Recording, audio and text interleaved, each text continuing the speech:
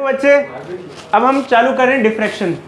तो इस चैप्टर में दो ही टॉपिक्स हैं जो इम्पोर्टेंट हैं और मेनली दो ही टॉपिक बचे हुए हैं सिलेबस कटने के बाद, एक है इंटरफेरेंस और एक है डिफ्रैक्शन। इंटरफेरेंस के बारे में आपने डिटेल में पढ़ लिया, डिफ्रैक्शन उतना डिटेल में हमारे करिकुलम में नहीं है, बहुत बेसिक सा ही है। अब डिफ्रैक्शन होता क्या है बच्चे, ये अभी हम थोड़ी देर में आपको एक्टिविटी करके भी दिखाएंगे, अभी करके दिखाएंगे, और एक्चुअल में क्या है कि समझा भी देते हैं।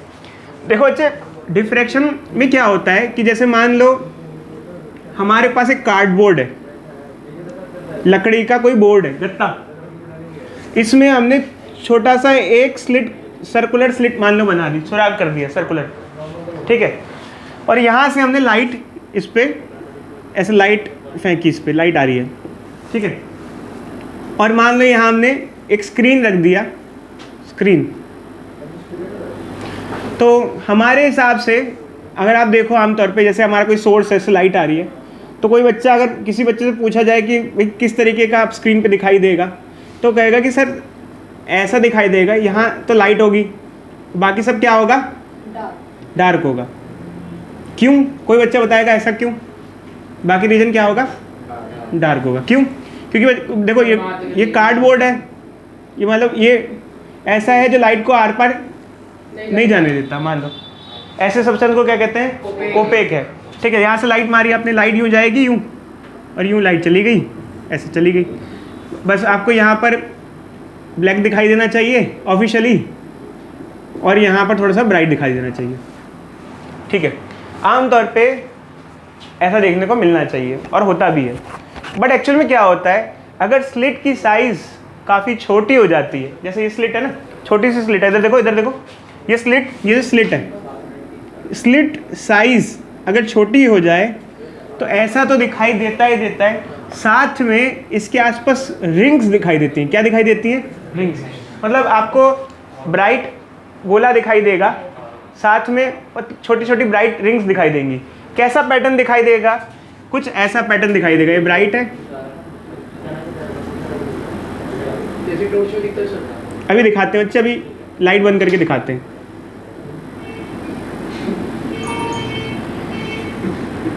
ऐसी कुछ रिंग्स बन जाती हैं, रिंग। जबकि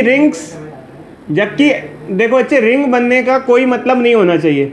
होना क्या चाहिए कि सिर्फ यहाँ पर बीच में ब्राइट लाइट, ब्राइट सा कुछ बन जाए, सर्कल सा बनना चाहिए, और कुछ नहीं बनना चाहिए। बट ये रिंग्स कहाँ से आ रही हैं? और रिंग भी ऐसी कि एक डार्क और एक ब्राइट और एक डार्क और एक ब्राइट, ये रिंग्स कहाँ से बन रही है? अब ये एक कॉन्सेप्ट था जो साइंटिस्ट ने ऑब्जर्व किया, पर उनको उस टाइम ये समझ में नहीं आया ये हो क्या रहा है।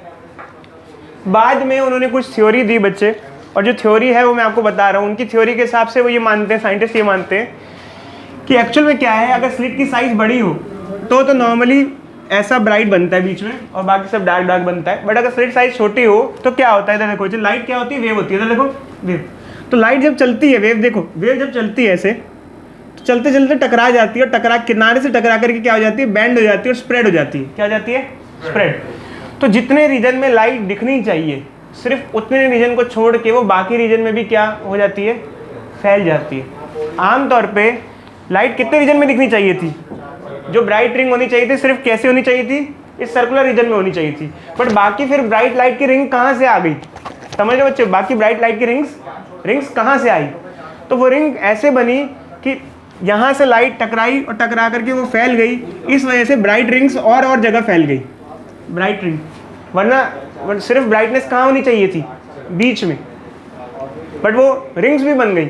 अब क्वेश्चन ये आया, ठीक है, लाइट टकरा करके और स्प्रेड हो गई, यहाँ सिर्फ यहाँ तक होनी चाहिए थी, यहाँ से लाइट किनारे से आई, क्योंकि लाइट कैसी होती है, वेव होती है।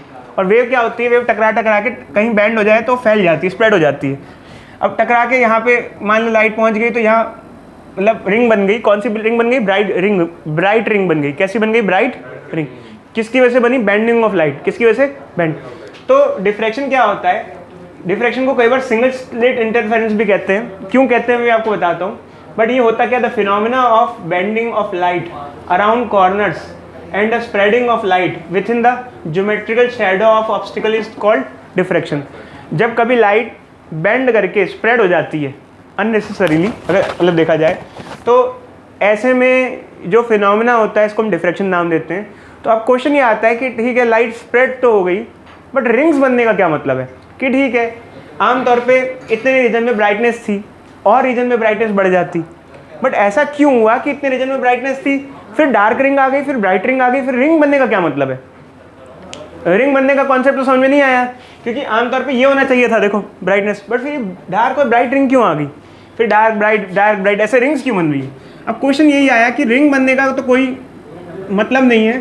तो फिर जो साइंटिस्ट थे उन्होंने एक थ्योरी डेवलप की, काफ़ी रिसर्च की, और खैर अभी भी चल ही रही है रिसर्च इस चीज़ के बारे में।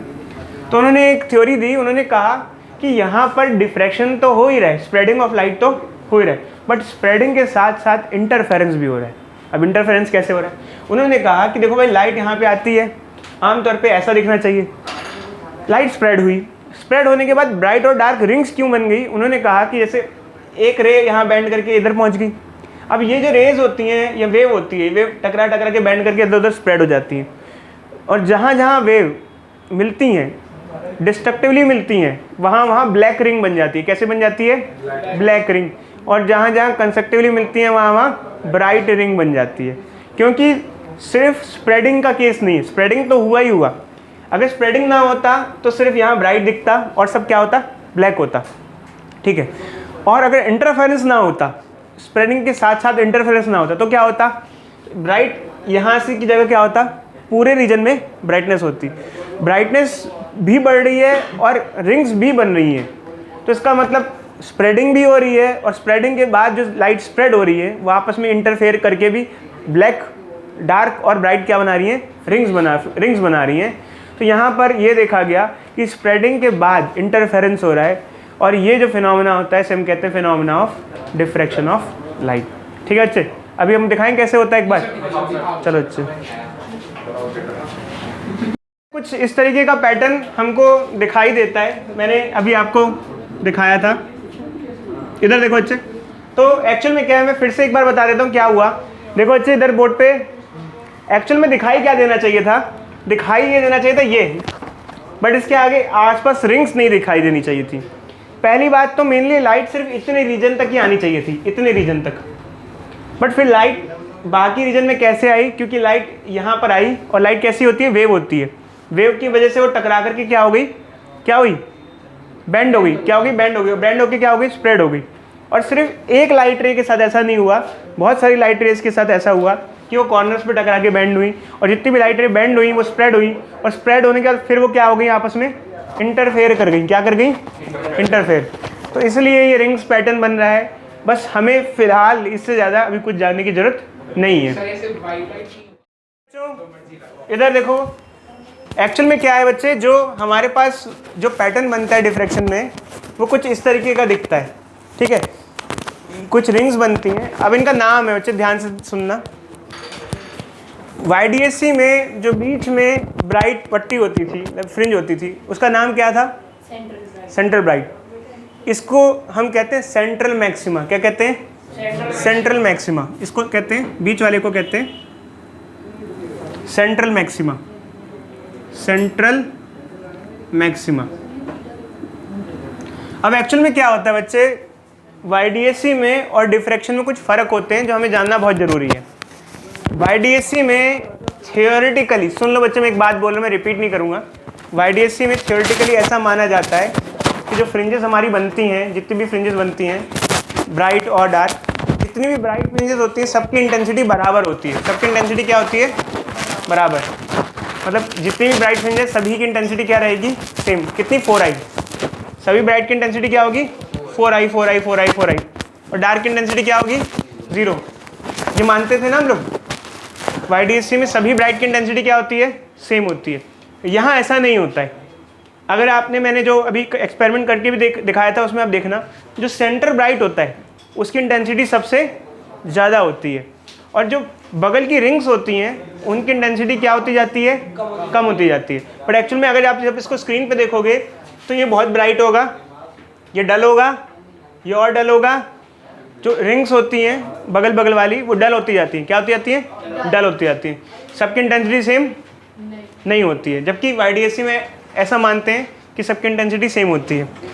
एक्चुअल में देखो बच्चे YDSC में भी इंटेंसिटी डिफर होती हैं, बट मान के यही चलते हैं कि इंटेंसिटी क्या होती है, सेम होती है। थियोरेटिकली ये असम्पशन होती है, तो हमको ये ध्यान रखना है, ठीक है। अब उसमें इसमें फ़र्क क्या होता है बच्चे, एक तो समझ में आ गया आपको, फ़र्क ये समझ में आ गया। अगर आपसे YDSC में और इसमें कोई फ़र्क पूछे तो आप कहोगे एक फ़र्क ही हो गया।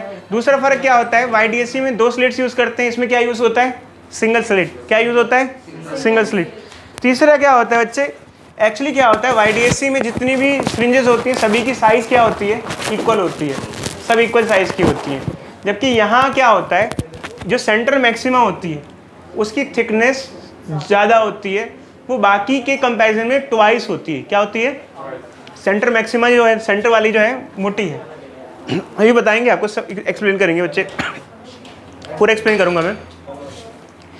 अब एक्चुअल में क्या होता है बच्चे, यहाँ पर भी हमसे वही पूछा जाता है कि भाई कहाँ कहाँ पर कौन कौन सी बनेगी, बट यहाँ ना फर्स्ट ब्राइट सेकंड ब्राइट को छोड़ करके मैक्सिमा और मिनिमा ज़्यादा यूज़ किया जाता है। जैसे इसे कहेंगे सेंटर मैक्सिमा, ऊपर वाली को क्या कहेंगे, इस वाली को, इसको फर्स्ट मैक्सिमा, इसको काली वाली को फर्स्ट मिनिमा, इसको सेकंड मिनिमा, ठीक है। डार्क बोलो या मिनिमा बोलो, ब्राइट बोलो या मैक्सिमा बोलो। बट कभी एग्जामिनेशन में कई बार मैक्सिमा आ गया तो ऐसा मत सोचना कि मैक्सिमा तो मैंने पढ़ा ही नहीं है। ब्राइट जो होता है वो मैक्सिमा होता है और डार्क होता है वो मिनिमा होता है, ठीक है बच्चे। अभी बताएंगे बच्चे, धीरे धीरे सब पे आएंगे।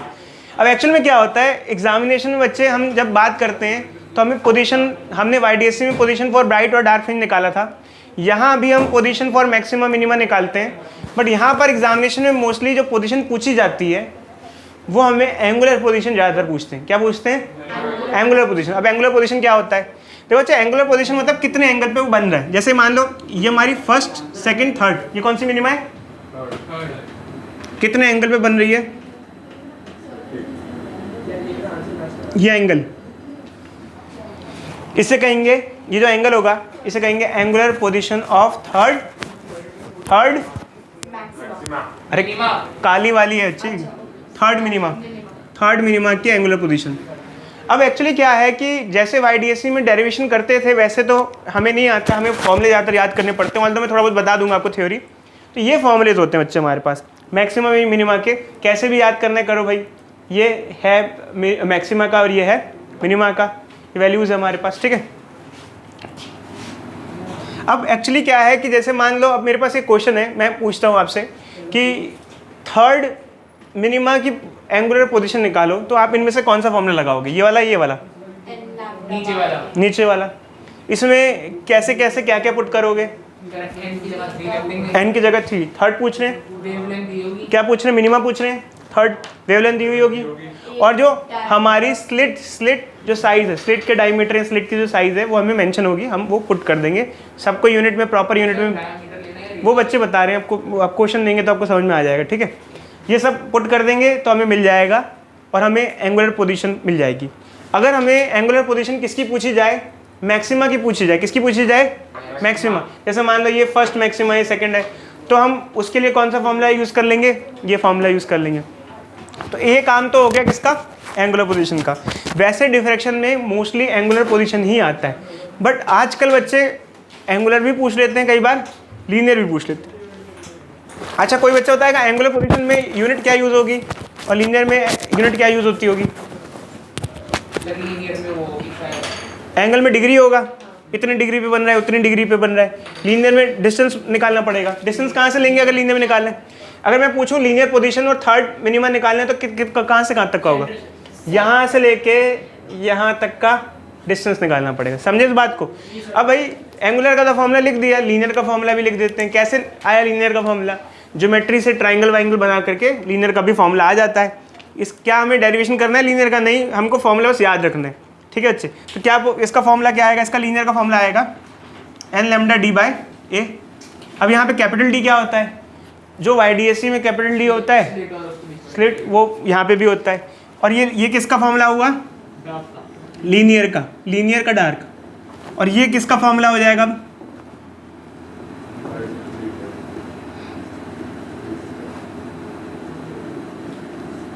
Linear D, capital D, capital D. अब कोई प्रॉब्लम बच्चे? लीनियर दोनों फॉर्मूले दे दिए। लीनियर बच्चे लेंथ वाइज, जैसे मान लो आपसे किसी ने कहा कि ये बताना यार थर्ड मिनिमा कहाँ बनेगा एंगल की टर्म्स में, तो एंगल की टर्म्स में बताओ, ये एंगल की टर्म्स में ऐसे निकालते हैं, एंगल निकालते हैं 30 डिग्री बन रहा है, 60 डिग्री पे एंगल आ जाएगा। और आपसे पूछेंगे कि थर्ड मिनिमा कहाँ बनेगा लीनियर, तो ये डिस्टेंस निकालेंगे। समझे बच्चे? एंगल पूछे तो एंगल निकालेंगे, लीनियर पूछे तो डिस्टेंस निकालेंगे। तो बच्चे हम इस पर कुछ क्वेश्चंस ट्राई करते हैं, जल्दी से जल्दी आगे बढ़ते हैं। ठीक है, क्वेश्चन दिया हुआ है कि हमें डिफ्रैक्शन एक्सपेरिमेंट में, हमने जब डिफ्रैक्शन एक्सपेरिमेंट किया और 650 नैनोमीटर की लाइट यूज़ की तो हमें फर्स्ट मिनिमा 30 डिग्री पे मिला। स्लिट विड्थ ऑफ स्लिट बतानी है, तो हम यहाँ पे कौन सा फॉर्मूला यूज़ करें? ये वाला, ये वाला, ये वाला। और एंगुलर वाला यूज़ करें या लीनियर वाला? एंगुलर, क्योंकि हमें फर्स्ट मिनिमा की एंगुलर पोजीशन दी हुई है। तो हम क्या यूज़ करेंगे? Sine 30 degree is equal to N lambda by A. ठीक है, एन क्या लेंगे इसमें? 1 क्यों? 1 क्यों? क्योंकि फर्स्ट के बारे में बात की जा रही है। कौन सा मिनिमा है? कौन सा मिनिमा है? फर्स्ट। तो एन की जगह 1 पुट कर देंगे। साइन 30 कितना होता है? 1/2। वेवलेंथ कितनी है? 650। नैनो कितना होता है? ए निकालना है, यहाँ से सिंप्लीफाई करेंगे और ए की वैल्यू आ जाएगी। ठीक है अच्छे, तो चलो हम नेक्स्ट क्वेश्चन देते हैं जल्दी से। हमें क्वेश्चन में दिया हुआ है कि हमने दो वेवलेंथ अलग अलग यूज़ की डिफ्रैक्शन में, एक यूज़ की 590 नैनोमीटर, एक 596 इधर, एक 596 नैनोमीटर।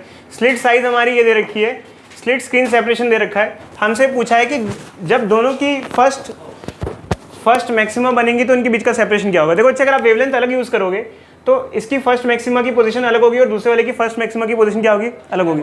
हमें उन दोनों की फर्स्ट मैक्सिमा निकालनी है, उनमें क्या पोजीशन का डिफरेंस है वो निकालना है। इधर देखो बच्चे, तो फर्स्ट मैक्सिमा के लिए क्या लगाऊं मैं? लीनियरली करूंगा मैं, ये लगाऊंगा। क्या आएगा बच्चे बताना, क्या आएगा? ये 1 निकाल, यहाँ 1 पुट करूंगा, क्या आएगा? क्या आएगा? 3 लैम्डा डी बाय 2a। यहाँ 1 लिख लेता हूँ। ठीक है, ये लैम्डा लिख लेता हूँ। ये फर्स्ट के लिए, ये इसके लिए हो गया मान लो। ठीक है बच्चे, यहाँ 1 लिख देते हैं। इधर देखो बच्चे, एक के लिए ये हो जाएगा, दूसरे के लिए क्या हो जाएगा? दूसरे के लिए क्या हो जाएगा बोलो?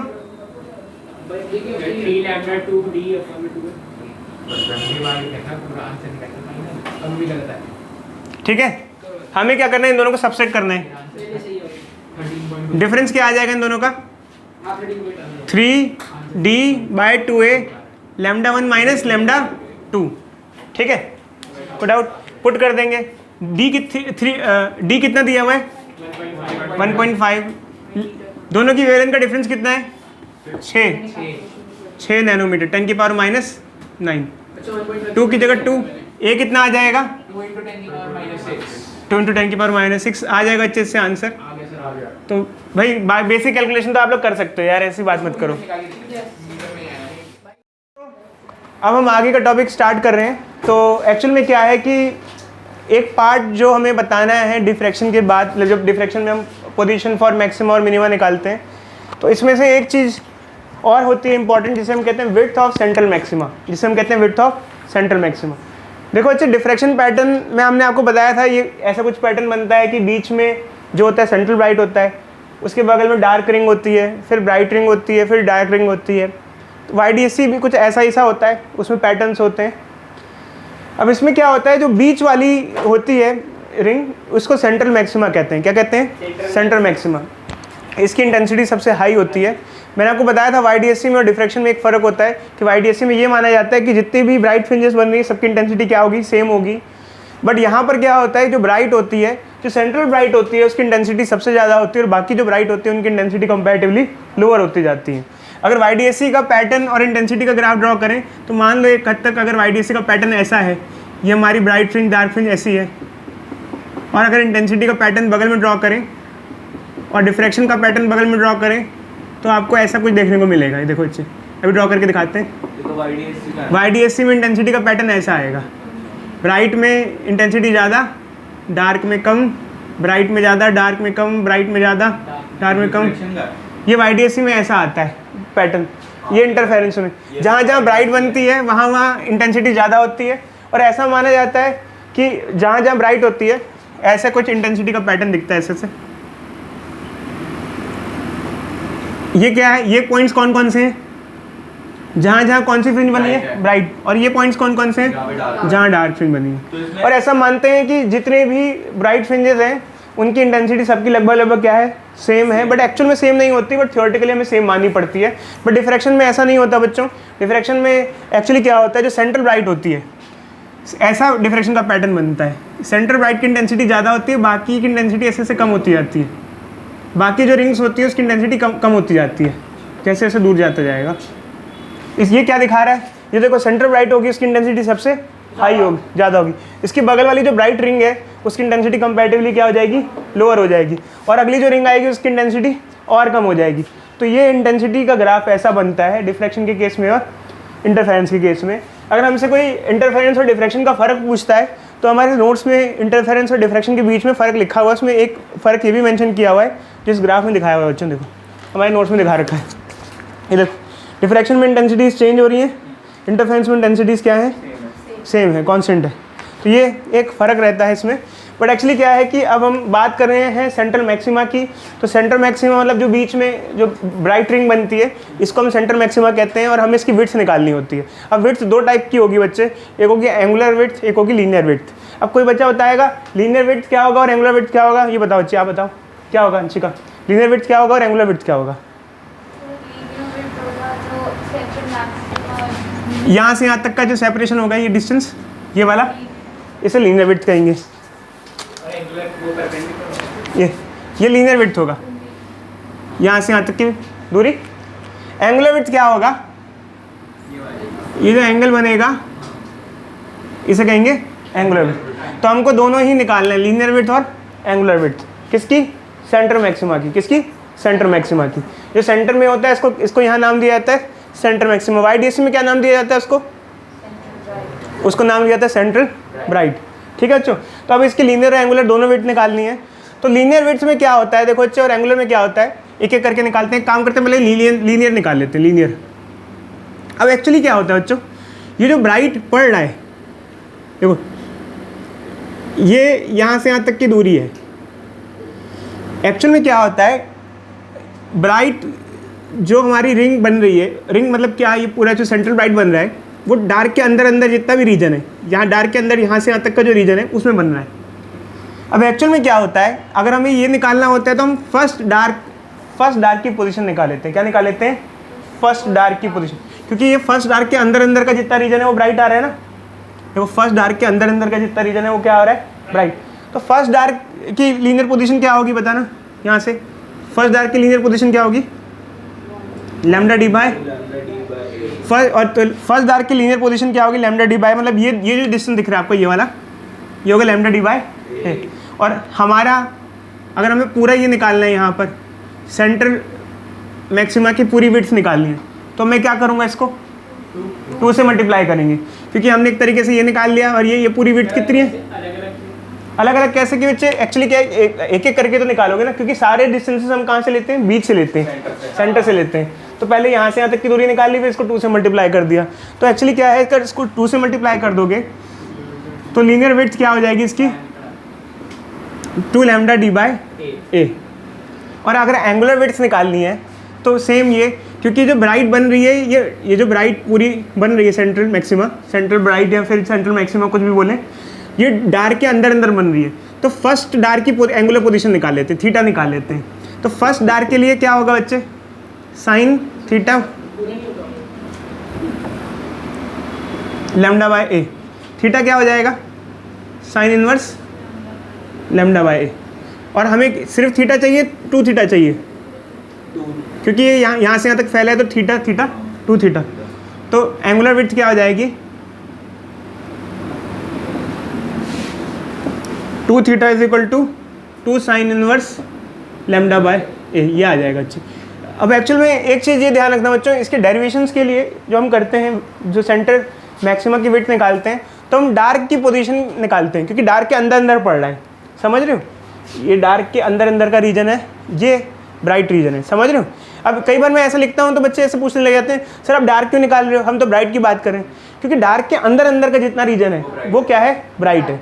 तो इससे थोड़ा सा आपको आइडिया लग जाएगा बच्चे कि क्या होता है। अब हम क्वेश्चंस पे आएंगे आगे, बोलो बच्चों। हमने आपको ये बताया अभी विड्थ ऑफ सेंटर मैक्सिमा के बारे में। अब एक्चुअली उससे एसोसिएटेड हमारे पास एक क्वेश्चन है, और इस क्वेश्चन में क्या दिया हुआ है कि येलो लाइट हम यूज़ करें। येलो लाइट का जो वेवलेंथ है वो 6000 एंगस्ट्रॉम है। एंगस्ट्रॉम होता है 10 की पावर -10,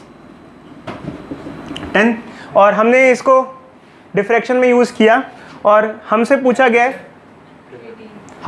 गया है calculate the distance between two dark lines on either side of centre maxima. अब एक्चुअली क्या होता है, ये एक बहुत इंपॉर्टेंट टर्म है। अगर हमसे एग्जामिनेशन में कभी भी पूछा जाए कि टू डार्क लाइन्स के बीच का सेपरेशन, तो टू डार्क लाइन के बीच का सेपरेशन आमतौर पर वैसे कुछ भी हो सकता है, फर्स्ट डार्क और सेकंड डार्क के बीच का या जो भी है। बट अगर हमसे ये पूछ रहे हैं two dark on either side of centre maxima, तो सेंटर मैक्सिमा के ऊपर वाले डार्क और सेंटर मैक्सिमा के नीचे वाले डार्क, इसके बीच की दूरी पूछ रहे हैं। और इसके बीच की दूरी क्या होती है, विड्थ ऑफ सेंटर मैक्सिमा। तो विड्थ ऑफ सेंटर मैक्सिमा का क्या फॉर्मूला होता है, लीनियर विड्थ होती है ये। तो इसका मतलब हमसे क्वेश्चन में पूछ रहा है कि लीनियर विड्थ बताओ। लीनियर विड्थ क्या होती है, हम निकाल लेंगे 2। वेवलेंथ कितनी है, 6000 एंगस्ट्रॉम। एंगस्ट्रॉम क्या होता है बच्चे, 10 की पावर -10 होता है। फर्मी होता है 10 की पावर -15। ध्यान रखना बच्चों, एंगस्ट्रॉम होता है 10 की पावर -10, फर्मी होता है 10 की पावर -15, ठीक है। और कैपिटल डी क्या है, स्लिट स्क्रीन सेपरेशन कितना है, 1.5 मीटर दे रखा है क्वेश्चन में। और एक स्लिट विड्थ कितनी है, 10 की पावर -4। और यूनिट किस में आएगी, मीटर में आएगी या एंगल में आएगी, मीटर में, क्योंकि लीनियर विड्थ निकाल रहे हैं तो मीटर में आ जाएगा। तो ये गैप हम लोग निकाल देंगे, ठीक है। कोई डाउट बच्चे, बोलो। इसी के अंदर कभी कभी हमसे ये पूछ लिया जाता है कि अगर हम लोग यहाँ पे जो एक्सपेरिमेंट कंडक्ट करें डिफ्रैक्शन का, इसमें जो स्लिट है इसकी विड्थ को हम चेंज करें तो क्या फ़र्क आएगा। सबसे पहले बच्चों, इसमें जो हमारे पास सेंटर मैक्सिमम बनता है इसकी इंटेंसिटी काफ़ी चेंज हो जाती है, स्क्वायर से चेंज हो जाती है। मतलब स्क्वायर से चेंज होने का मतलब क्या होता है, अगर इसकी इंटेंसिटी आई थी, अगर स्लिट विड्थ ए थी और इसकी इंटेंसिटी आई थी, अगर स्लिट विड्थ आप हाफ कर दोगे तो इसकी इंटेंसिटी 1/4 हो जाएगी, 1/4 हो जाएगी। पहली चीज़ ये, इंटेंसिटी के बारे में पूछे तो ये जवाब है।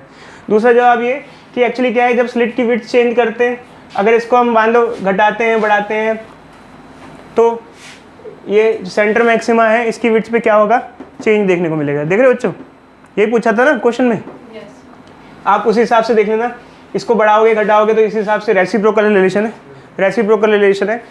तो if we change a then there will be change on linear width of centre maxima पे आपको चेंज देखने को मिलेगा कि इसकी साइज़ चेंज हो जाएगी पैटर्न की, ठीक है।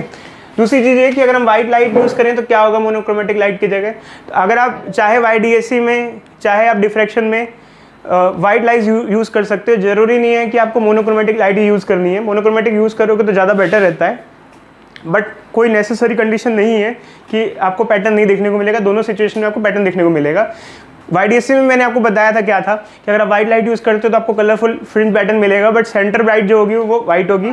यहाँ पर क्या होता है, सेम आपको कलरफुल फ्रिंज पैटर्न देखने को मिलेगा, बट आपको जो सेंटर मैक्सिमा होगी उसका जो कलर होगा वो वाइट होगा। तो सेम सिचुएशन है। तो ध्यान रखना बच्चे, इन चाहे डिफ्रैक्शन हो चाहे इंटरफेरेंस हो, दोनों के लिए ना मतलब जैसे हम बात करते हैं तो ऐसा नहीं है कि मोनोक्रोमेटिक ना हो तो कोई प्रॉब्लम हो जाएगी।